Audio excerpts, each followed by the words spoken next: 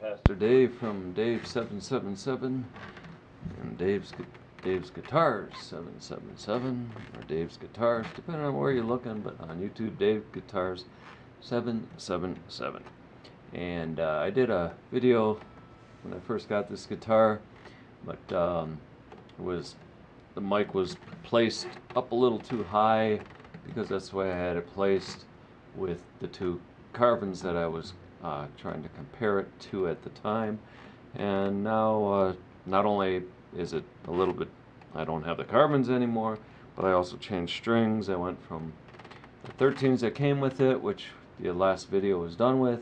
I went to 11s, went up to 12s, down at 10s, and now I'm back at 11s. So I'm gonna try these out for a while and see how it goes. But anyway, I just want to make a quick sound video to see if it does any better than before with the little mic sitting down below here, not this big mic.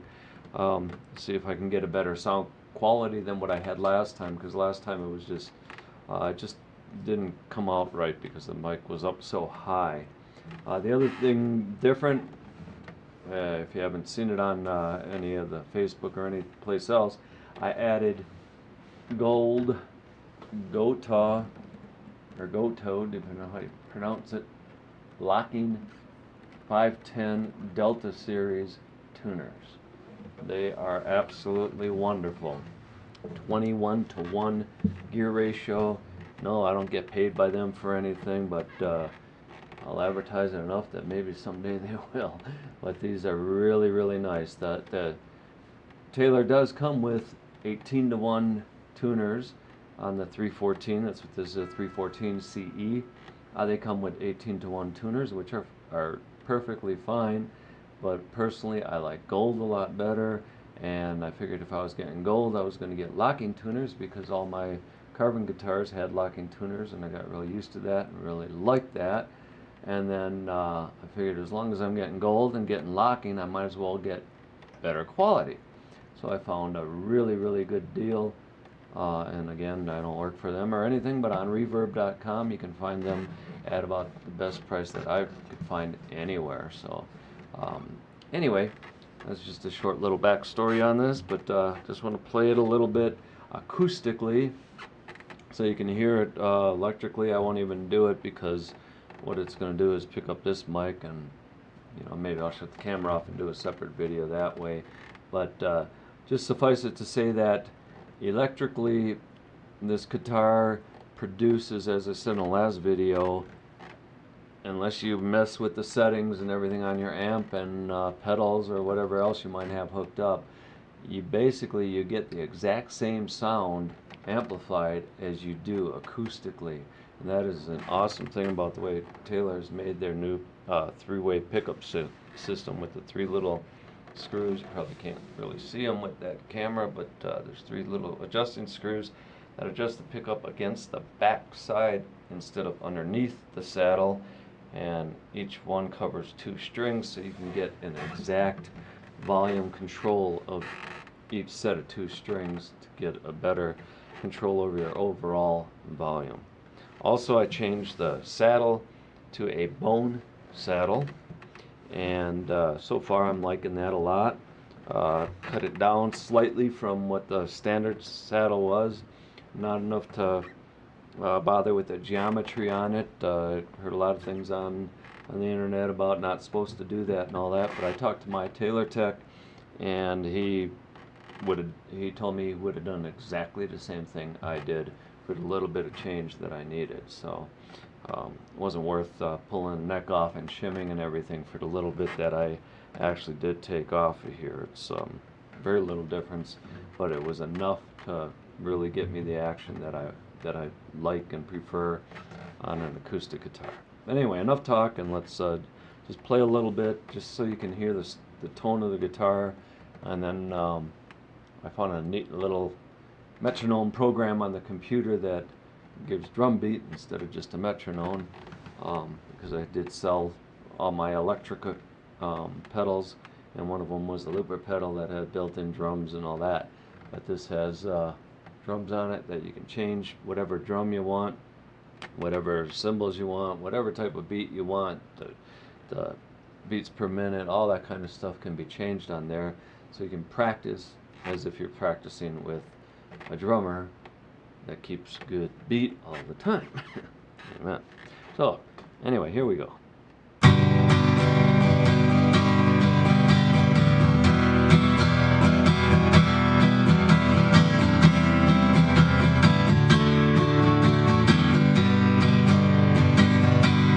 One thing I wanted to mention real quick is the way it's set up now, and actually pretty much since I got it, I've been able to use these are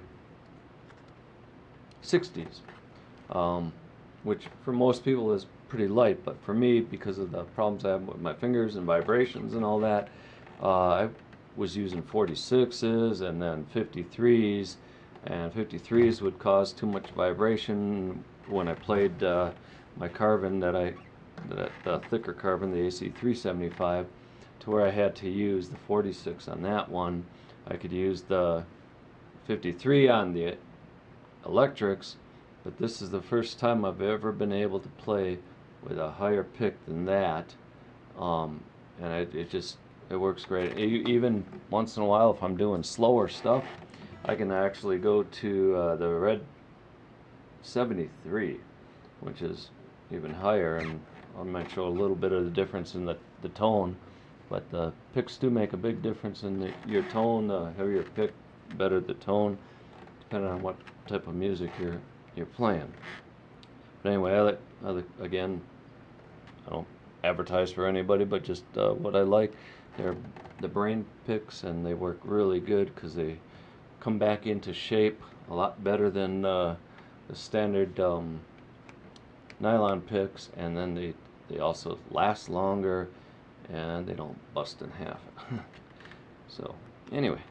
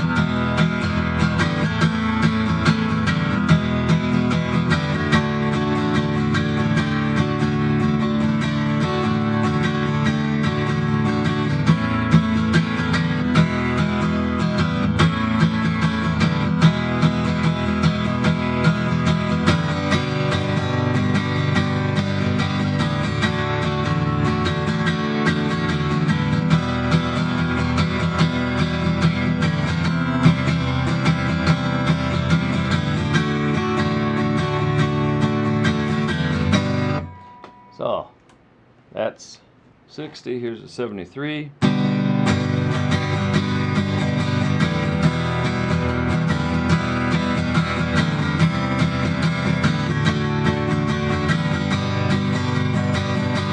Little bit of difference, not quite as much as going down, but it does cause a little bit of vibration in my fingers, so I like to stick to the 60s pretty much. But then you go down to the 53.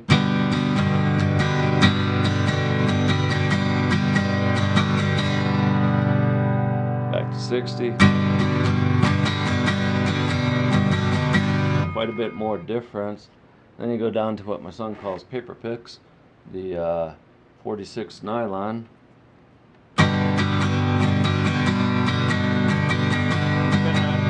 Depending on kind of music you play and stuff, you know, they might do all right. You just adjust your tone levels up a little bit and do all right. Then I tried these out a little bit, the Dunlop 50s, thinking that they'd be okay.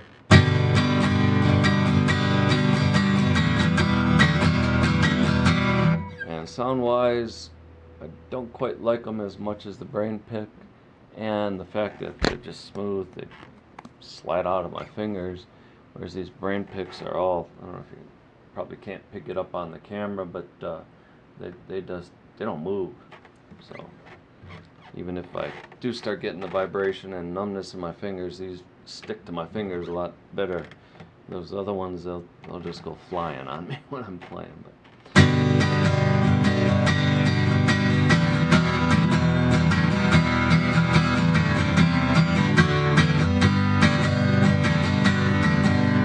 all right, well, let's put down real quick.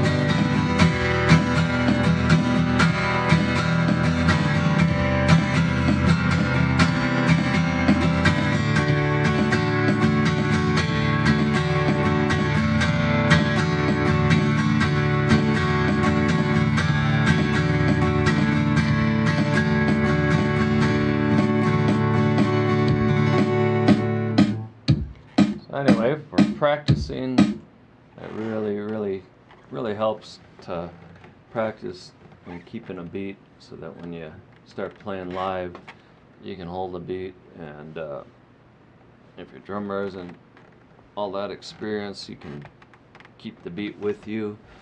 And if you got a good experienced drummer, then you can keep the beat with him. So either way, it works great. But anyway, I just wanted to put that out there and put this up on my YouTube channel and just show the difference from the last video. Hopefully there'll be a difference with the mic. Basically 8 inches off of the sound hole, and see what kind of sound and tone and volume we get out of that. So anyway, for people who are really into talking about tone and how it changes and can hurt if you touch your saddle or whatever. If you do just a little bit, it's not going to hurt anything. My tech showed me exactly what to do, and like I said, I did what he told me to do before he told me. I went and explained it as if I hadn't done nothing yet, and then told him that's exactly what I did. The only difference is he said to make the neck even straighter, very little relief, if any, and then measure at the 12th fret, and he gave me the specs for high and the low E strings, what is tolerable at the 12th fret. And basically the way I had it set up before I talked to him was at the low end, meaning as low as he would go on both ends of the strings. And I just left the neck. I didn't even give it any bow back. It's got just enough to where when you hold it at your 1st fret and the 14th, as Taylor tells you to, there's just enough that you can feel and hear that string moves, but naked eye you can't see it. Take a magnifying glass, you can see through there. So I'm guessing, and it was just a guess, 1 2/1000 is all I got for clearance now, whereas I had 8/1000 before. And my ears aren't perfect. I've got 2 hearing aids, but with the hearing aids, it brings it in a whole lot better than what it was, and I'm not hearing just through them. They're real modern type hearing aids. VA really takes care of me, but they got holes in them, so I can pick up all the normal sounds that my ears can normally pick up, and then the hearing aids only amplify what my ears can't hear. So it makes it to where it's basically like perfect hearing with the hearing aids. So I can really tell the difference in the tones and stuff. And like I said, the little bit of changes that I made here, there's no tonal difference. There really isn't. The only thing that changed is because I changed strings. That's the only place I noticed the tonal differences. You go from the original elixirs that Taylor puts on here. I'd use D'Addario phosphor bronze strings, and whatever size I use, it's all the same thing. The D'Addario phosphor bronze, those are the best, what I found the best sounding strings on any acoustic guitar I've tried. Every single one I've owned, every one I've worked on, repaired, my sons, everything. We use all the same brand, same type of string. It's just a matter of the size for what is comfortable. So, but anyway, these are 11s, and so far they're doing pretty good. 10s are obviously they're a lot easier to play, any type of bar chords and stuff. But I do lose a little bit of the low end that I just quite don't like. So I went back to the 11s, and I got enough of that low end back that it wouldn't make that much of a difference to go to 12s for the tone, but for the pressure of playing the bar chords, it was just too hard for me on the 12s because of the way my hands are. But for the 11s, I can do it. But anyway, just a quick little demonstration and tutorial on Taylor 314 CE. Yeah, it's actually like a 2016 and a half. From what I could look up, it was made in October. There's not all that many that were made from what I can see. The difference is that the 2015 model had dot inlays with the rosewood headstock cover, or peg head cover, whatever you want to use, and a rosewood truss rod cover. The 17 uses a ebony cover and a plastic truss rod cover with the split diamond inlays. So the 16 stays with the rosewood on the top, but gives you the split diamond inlays, which I believe, just my opinion, look a lot better. Everything else, sound-wise, tone-wise, everything else is gonna be pretty close to exact, because the Nexus and the back and sides are solid Sapele, Sitka spruce top, solid top. Everything else is identical, so that's the only difference on the headstock, and I don't think that would change your tone at all because it's past the nut, of course. So, but anyway, it's kind of a, I think, special instrument because of the short period of time that they actually made these, and not that I buy anything to sell it again, but I said that about my carbons, and they're basically all gone now, except for one which I'll be giving away to my oldest son next month when we go see him. So I will have 0 carbon Kiesel guitars, but I still have carbon amps. Carbon AG100D is what I use for my acoustic here, and I kept the carbon 212 lower from my VT16 head, but I did sell the VT16 head also, so I'm strictly acoustic, strictly Taylor right now, and that's it. If Kiesel would be making full-size acoustics still, I would have bought one of them, because I played my son's when we were over there, and he's got the C350, all mahogany, and plays just as nice and sounds really nice. Doesn't have the electronics in it, but good quality guitar for being made in China. And this is a USA made guitar, but price wise we bought it right when they stopped making them, and they only had a few left at the factory store, and we just happened to get in on time and get one of those. So anyway, goodbye for now.